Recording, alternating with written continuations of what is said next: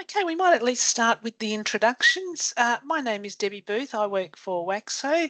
WACSSO, for those of you who aren't aware, are the peak body for P&Cs in Western Australia, and part of our role, probably our most important role, I believe, is supporting all those wonderful P&C people that we've got out there in Western Australia. Part of our role is to make sure that you guys are able to participate in everything that that's required of you, complete all your requirements. And one of those is actually to do with being a not-for-profit organisation. So the ATO have recently brought in a requirement that all not-for-profits now actually self respond to their requirement. Sorry, the brain is, I might get Michelle to start. Thank you. Thank you. Self-review. I might get Michelle to admit people while I'm doing this, if that's okay. You have to do your own self-review now, and it has to actually be submitted. It can't just be that you review your requirement from internally. So as part of our services that we provide, WACSSO are producing this webinar to show you how to register, and it's actually part of an ongoing process. This is a series of webinars that we're going to introduce probably around about once a month that our amazing Karen will present as we go along. The most important thing to remember is that as you go along, if you've got any questions, any concerns, any problems, that's what we're here for. We are here to support you. So please contact us if you have any questions at all. WACSSO is here to support P&Cs do their business. So I'd also like to introduce to you Michelle Slater, who is our Executive Officer. She's on board, and our amazing Karen is our Corporate Support Officer. She is going to be presenting this shortly. A couple of things before we go along. We will actually have microphones and cameras for the participants turned off. That is just because we've got so many potential participants, we don't want to get overwhelmed, but you can put questions in the chat, please. And most importantly, at the end of this, please contact us if you have any questions. We are recording this seminar, and it will be sent out to you along with a copy of the form. So what I'll do now is I'll hand over to Karen. Thank you, Karen. Thanks, Deb. We have provided you a list of what you may need to complete the form. There are 47 questions. However, we have saved you some time by adding the information we already have and providing generic responses for some of the questions. In most cases, these can be modified to suit your P&C. By hovering over some questions, you will see additional information. If you are unable to complete the form in one sitting, you can save the form. You will need to copy the link, and there are instructions on page 1 of the form. I have completed the form, and it took me 20 minutes. So that's a good start. WACSSO will attach your constitution to the bulk registration form before submitting your registration to the ACNC. The declaration. The declaration authorises me, the WACSSO Corporate Support Officer, to submit the registration to the ACNC on your P&C's behalf. Your P&C must designate an executive member to complete the form at a general meeting and record the resolution in the minutes. This person is the application contact. They will need to provide their name, phone number, email, and P&C position. By selecting your P&C's name from the drop-down box and clicking on the Update Details, the form will auto-populate with the information WACSSO has. The ACNC and the ATO work close together. The information you provide will be shared with the ATO to determine tax concessions. The signed form must be retained by the P&C for 7 years, so please file carefully. Karen, can I just interrupt you for a moment? Sorry. Kylie has got her hand up. Kylie, if you've got a question, can you please just put it in the meeting chat? I have actually put a comment in there. Okay, Thanks. Section 1, P&C Association Details. Every P&C requires an active Australian Business Number or ABN to register with the ACNC. As you can see with the WACSSO example, the ABN is listed and is shown as active on the ABN Lookup website. The auto-populate feature of the form should have popped your ABN in the box if you have one. Please check your ABN online, and if it isn't the number displayed, correct it and let WACSSO know.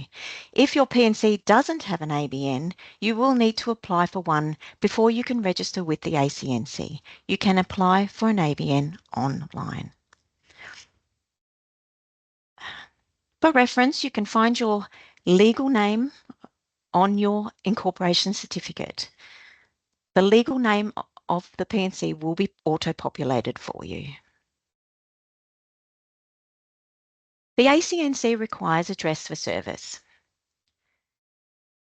As WACSSO already has a list of all the school addresses, this information... Sorry, Karen, can I just interrupt you again? Kylie has just said that if we're going through slides, it's not showing for her. Is anybody else having problems? Oh, okay, somebody else said it's working for them.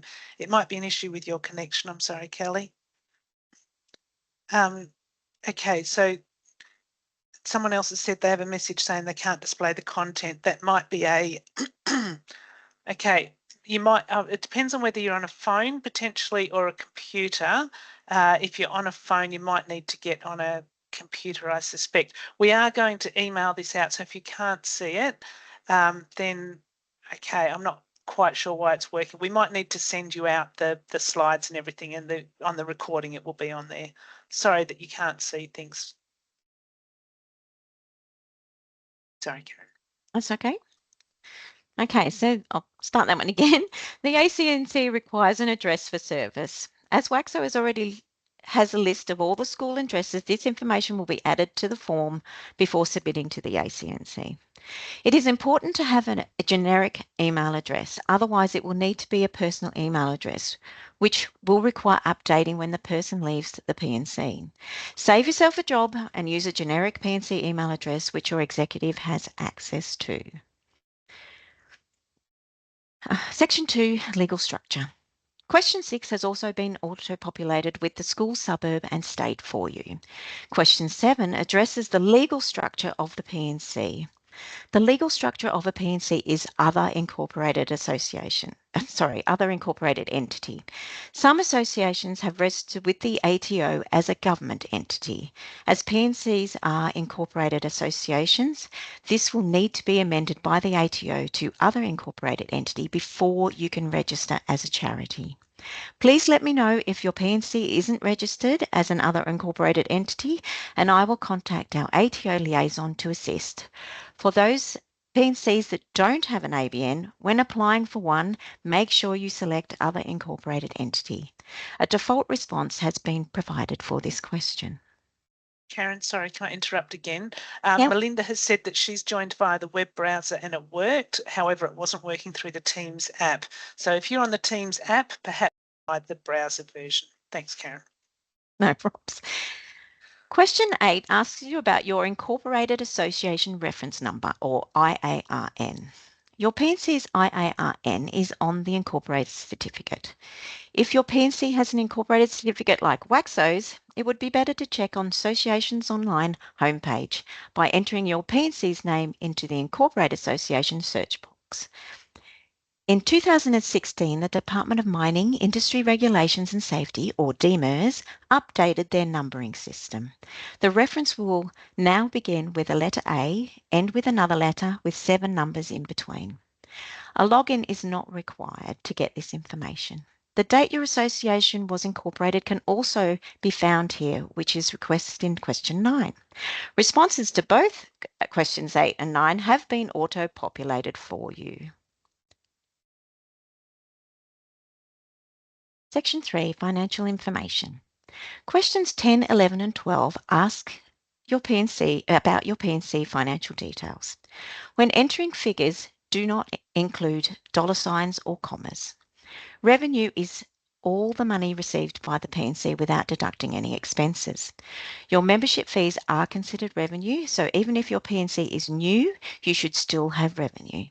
Some P&Cs have a strategic plan which outlines what their P&C would like to achieve and how during a certain period. This will assist answering question 12. For those P&Cs without a strategic plan, we would recommend having a discussion with your P&C about how they intend to raise funds over the next 2 years before completing the form. Answers for questions 11 and 12 may be the same. Based on the information WACSSO has, the date your financial year ends will be auto-populated.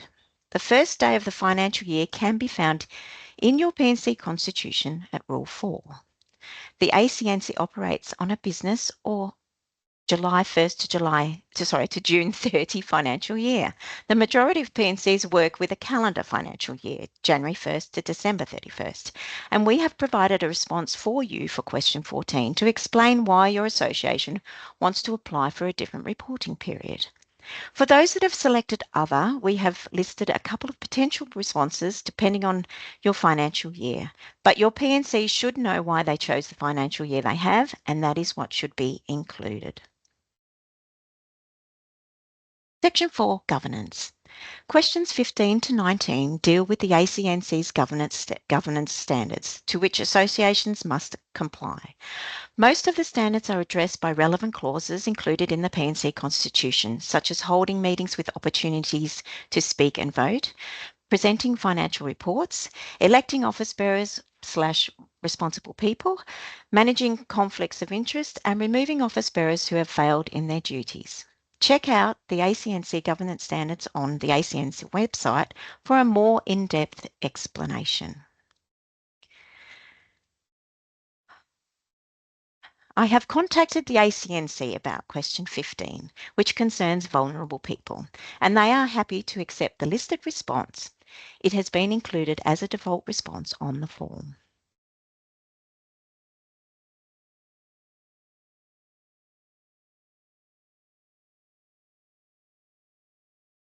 I've lost my... Sorry. As the P&C Constitution includes how to deal with conflict of interest, we have included the generic responses for questions 16 and 17, which are sufficient for purpose. Sorry. I need a drink. Karen, just while you're doing that, can I ask a quick question? Sure. On behalf of Kira Lee? She was asking about where they get the form from. It doesn't look like it's been emailed to people. Will we be looking at the form at the end of this webinar, or will we be sending out a link to the form? How does that work? The form will accompany the link to the webinar. So you'll get it so you can look at it side by side. Okay. Thank you. That's props. Okay. So again, the P&C Constitution deals with the accountability to members and managing the financial affairs. We have also included default responses for questions 16 and 17, which are sufficient for purpose. Section 5, Beneficiaries. The main group of beneficiaries of P&C's associations are the kids. These three options have included as a generic response, but obviously for a primary school, you would delete youth 15 to 25, and for a high school, you would delete early childhood category. The P&C Constitution states that the object of P&C associations is to support the education of children attending government schools. So that is the criteria. This has also been included as a generic response. Operating locations. As WA P&Cs only operate in WA, we have ticked the response to question 22 for you. Question 23 involves fundraising. The majority of charities require a fundraising licence. According to DMIRS, WA P&Cs do not require a fundraising licence as they only operate in schools and fundraise for schools. I have confirmed with the ACNC that applications that include fundraising but without licence numbers will not be rejected. We have excluded the question about fundraising licences from the form. Registration. To satisfy the reporting requirements for the ATO, we recommend entering a registration date of July the 1st, 2023. I have confirmed with the ACNC that you will not be required to submit an annual information statement or AIS for 2023. Even if you choose to backdate the registration further, you will not have to provide an AIS for past financial years.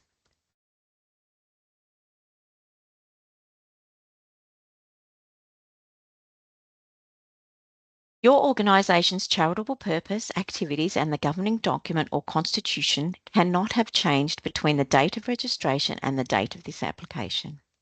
The P&C constitution was updated in 2019, but the significant courses that in the way the P&C operates were not changed. We understand the difficulties with handovers and sometimes obligations are missed. Revoked associations need to submit any outstanding information statements before re-registering with the ACNC. For question 28, we would recommend having a handover procedure and completing a summary of affairs of the association. This resource, which can be found on the WACSSO website, will help new office bearers with identifying the regulatory requirements. The P&C handbook, which is posted to every P&C at the beginning of the school year, also has a list of regulatory requirements. Current executive members often don't receive emails from the ACNC due to personal contact information not being updated. This is another reason why a generic P&C email is a great idea.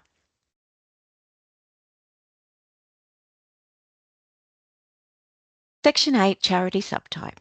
A charity subtype are categories that reflect a charity's purpose. A charity's purpose must be both registered with the ACNC and endorsed by the ATO for charity tax concessions. There are 12 purposes in the Charities Act. As P&Cs are aligned with Purpose 2, Advancing Education, we have provided the default response to question 30.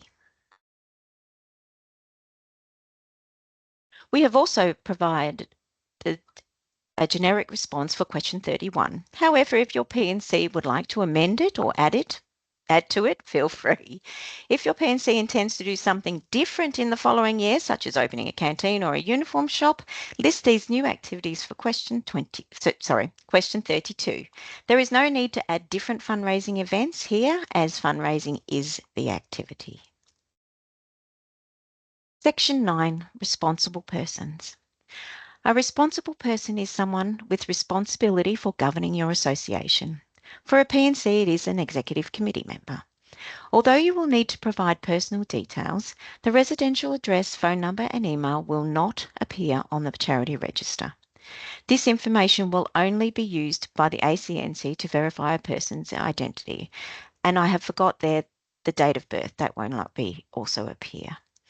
Before adding your association's responsible people, you are required to check that each responsible person has not been disqualified from managing a corporation. A person who is disqualified cannot act as a responsible person.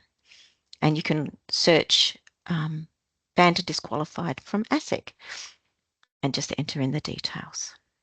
Can I just jump in here for a second, Karen? Sure.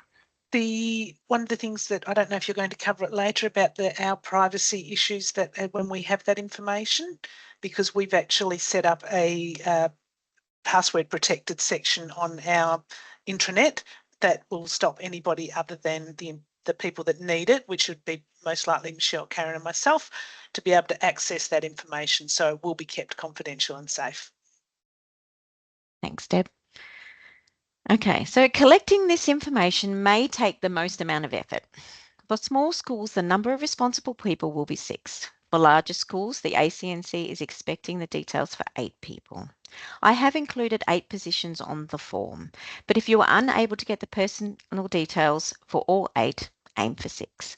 The ACNC assures me that they will not reject the application if the number of responsible people does not match the P&C constitution, but you will need to add the extra ones once registered. If you have only managed to collect 6, leave questions 41 and 42 blank. If you're struggling with filling positions, then I have removed the required part of the form. So for question 34, you will need to confirm that you have checked the banned and disqualified list on the ASIC register. Okay, so for each of the responsible persons, you will need to collect the following information. And I've just listed it there. You do not need to answer the cultural and language diversity questions, but it will help the ACNC. The P&C executive positions are listed in a drop-down box, and you will need to include the date they were elected into the position, which for most is the date of the AGM. Section 10, tax benefits and exemptions. Section 10 requests information required by the Australian Taxation Office, or ATO. The ATO needs the information to assess your association's entitlement to tax concessions. We will be answering no to the question about fringe benefit tax rebate on your behalf. If your P&C believes they are entitled to receive a fringe benefit tax rebate, you can apply for it once your P&C has been ACNC registered. Associations cannot apply for DGR status with this registration. As P&Cs do not want to pay income tax, we have set yes as the default response to question 43.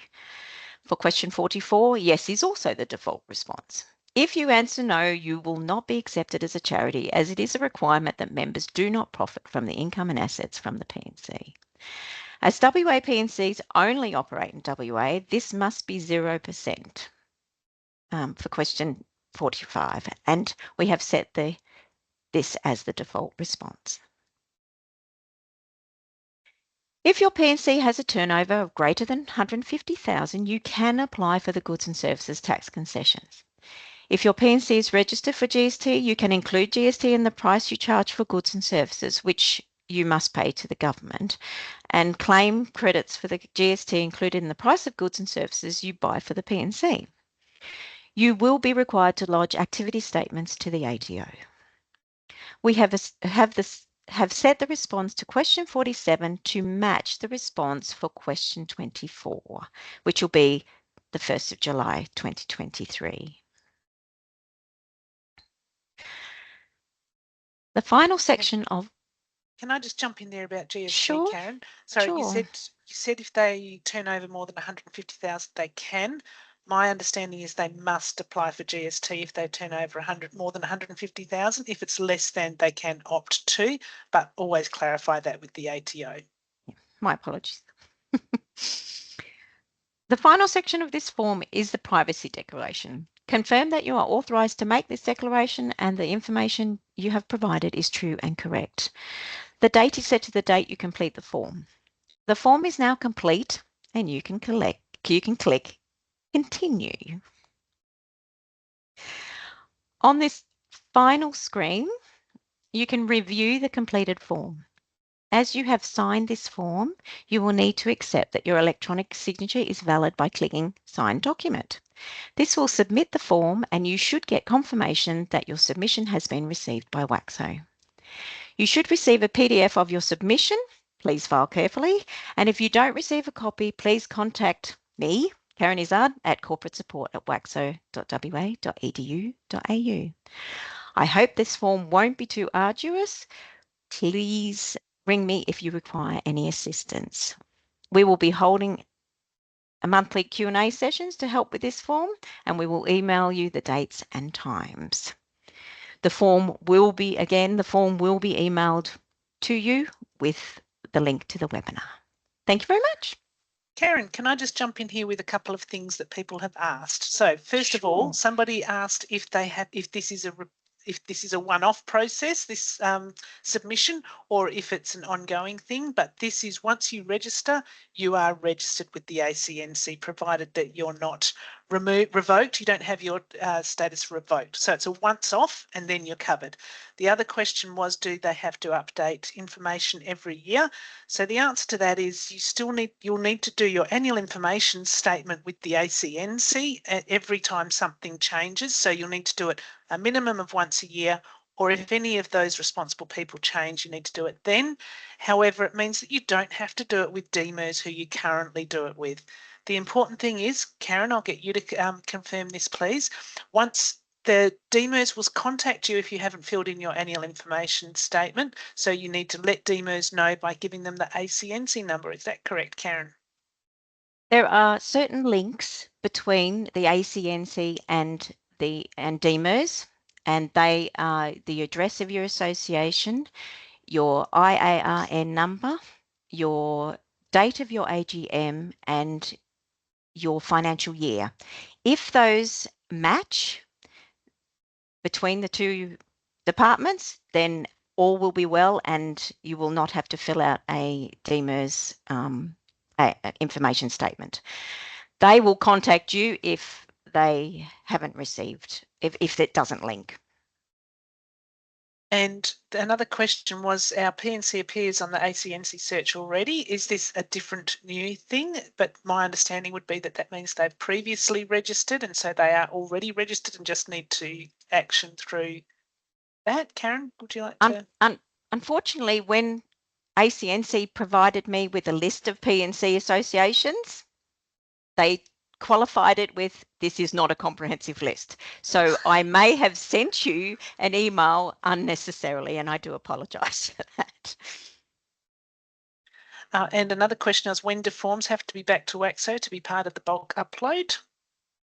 ACNC has requested that I do it in lots of 10, so as soon as possible, and I will just be submitting them gradually. So yeah, as soon as possible would be great.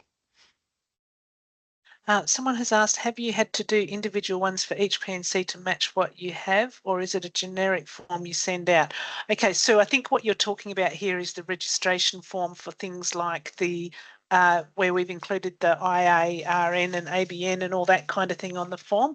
Our form is set up so that it drags it from the information that we have. So if we had the information, when you select your school from the drop-down list, the information that is included is relevant to your school only, but it's based on the information that we have. So if you've updated the information with us, we should have that information. The form will be emailed to you shortly, Alex, with the summary and the recording of this session. Now I've lost my mouse has decided not to work. What other questions have we got in here? I've got one. Tamara's just asked, our P&C is on the ACNC register as revoked. Do they still need to do this form to make it current? Yes, unfortunately you do need to, if you have been revoked, you need to submit your outstanding information statements and then re-register. Unfortunately, that's their process. But you can do it through us. I've got another question, Karen. Apologies for my voice. I'm at home with COVID at the moment. Who is responsible for updating the ACNC when there is a change of responsible person? Is it the treasurer or secretary? Is there a particular person, Karen? No, as long as I think it's as long as it's a responsible person that updates the responsible people. It's usually the secretary or the treasurer, because the treasurer deals with the finance bit, and obviously the secretary has the membership list. So it's one of those two, usually one of those two people, but others can do it. And Sue has asked, if our form has incorrect information, do we have to change it ourselves, or do we change it with you first and you do so? Sue, if you can change it on the form that you submit, and then we will do a bit of a comparison between what's submitted and what we receive, but it is actually helpful for us if you send us anything that's changed. When you're talking about things like the kinds of things that you do, like run a canteen, the fundraising, that side of it is not so important. It's things to us for the information that we have. The information that we need is if you've got if your ABN is different or your IARN is different, that kind of thing. But otherwise, we're probably that's all good. So also, Sue, just depending on what you meant by that question, we've got a discrete project right now to register all of the P&Cs. So there'll be a period of time where you can fill in the form, and then if certain things change, you'll be able to update the form that you have with us. But once it's registered with the ACNC, there will be a different this is a discrete project to get all the P&Cs registered. Karen, feel free to jump in if I've got the wrong end of the stick with that question or the answer. No, all good. Yep. So eventually there will be a separate process to update your details once they update, but this is a discrete project to get all of the P&Cs registered in bulk. And Karen, we've had a question. What if we don't have all the outstanding statements to submit? My best suggestion, if you've got access to bank accounts, then you will need to, particularly when your financial statements are sometimes the issue, you can, you'd have to create your financial statements, and then that's the information you will use to submit.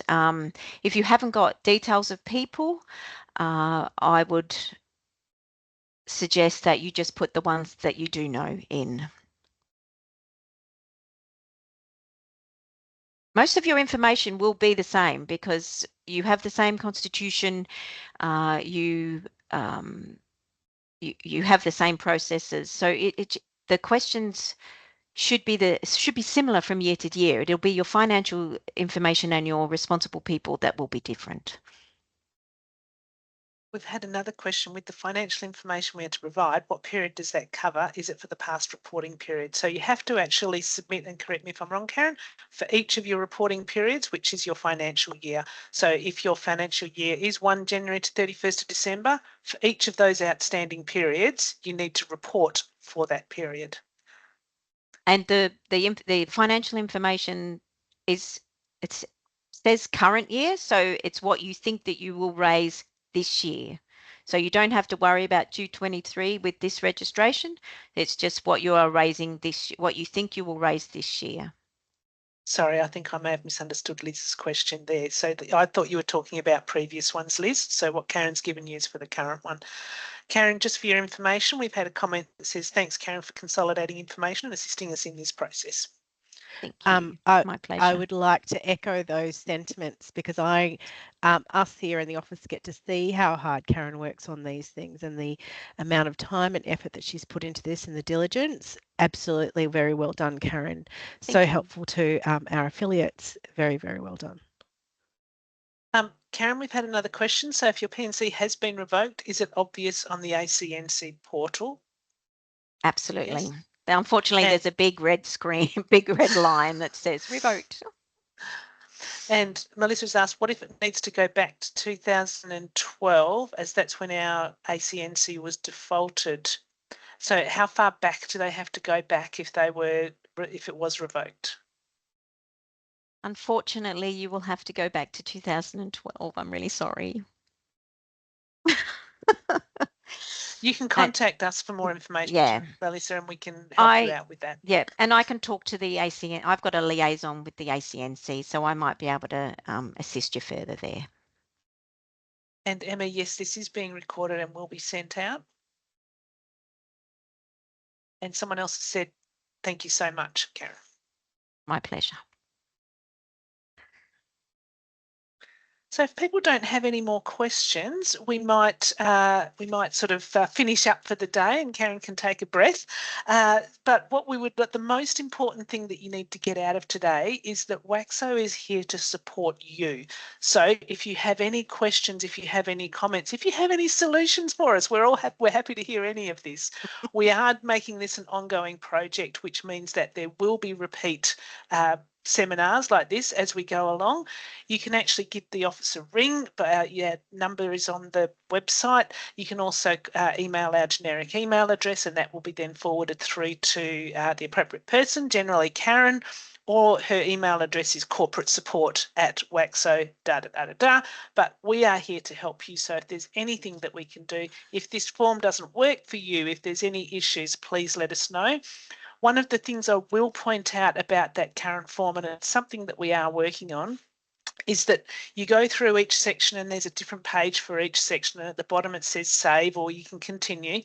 If you click save, it does actually email a link, but the email part of it is not working. The email actually comes to me instead of back to you who completed it. There is actually an option there to copy the link. So if you click on copy link, it will then be copied to your clipboard, and you can then paste that onto a Word document or something so that you can access that link later. It is actually, you can contact me and I can forward the email back to you. However, it is hard for me to identify it because of the privacy issues. It is actually hard for me to identify who it's come from, so I would have to then go in and click everybody's. So yeah, please save as you go along, but copy that the link to you from your clipboard. And we've got question here about when we should be getting this sorted. Like, should we get it sorted now, or should we get it sorted after the next handover? We would absolutely, there is a hard deadline on this early next year. However, we would really strongly encourage you to do this earlier rather than later. We will be here running this project to help you in every step of the way. So we would strongly encourage you to do it while you're in the role rather than putting it on the next turnover of the team who may not know as much as you do. So yeah, Karen, and the next one of these sessions will be a drop-in session where you can come along with all of your questions after you've watched this webinar and had a bit of a bash and you've given us a call. If you've got further questions, you can come along to the next seminar that Karen will be running and just bring along your questions and we can sort through those together. So WACSSO is here every step of the way to make sure that this is as smooth as possible. We recognise that this is another thing that you need to do as a volunteer, which is always difficult, but we are here to make it as smooth as possible for you. And we have had a question on here. We just had our general meeting on Wednesday. We won't be having another one for a while. Can we organise to fill that form out at an executive meeting? Absolutely, you can. And someone said they need help logging on to WACSSO to change members. Kylie, if you just want to send an email to our info@WACSSO email address, we will help you with that separately. Karen, do we have a deadline from the ACNC? YW Years asking if there is a deadline that's been advertised by the ACNC. It's actually advertised by the ATO and it's the 15th of March.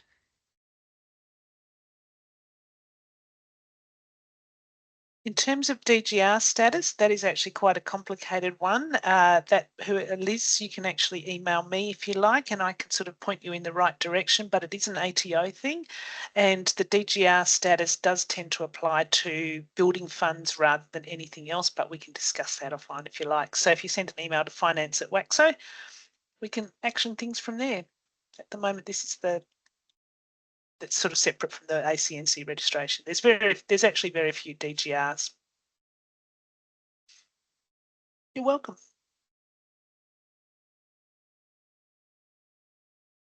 I think the questions are drying up, but I am sure that there will be many more over the course of this process. Just wanted to say again, thank you, Karen, for all of your hard and dedicated work that you've put into this. It's very apparent how much work you have done in conjunction with the ACNC to make sure that our members have a smooth process here. So thank you once again, Karen. And there are other advantages to being registered with the ACNC as well, just as an added on side of this, is that you are then become a registered charity. So when you're applying for grants and whatnot, rather than having to provide all the background information, you can just give them your registration number. It makes it much easier. As an added bonus. Thank you all for attending. We will shut this down now, but as we said, if you've got any further questions, please email us. We will send out, for everybody that registered, we will send out the recording of this and the form, and I'm sure it will make it available on our website, our brand new website. I hope you've all been on and had a look at that. But thank you all for attending. Have a great day and a great weekend. Thank you all. Thank you. Bye-bye. See ya.